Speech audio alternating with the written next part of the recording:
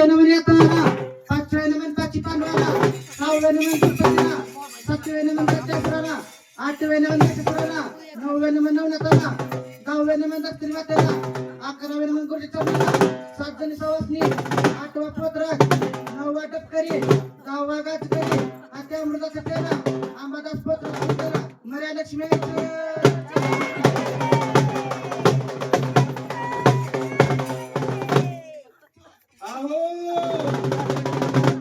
पहिलं नमन धरते दुसरं नमन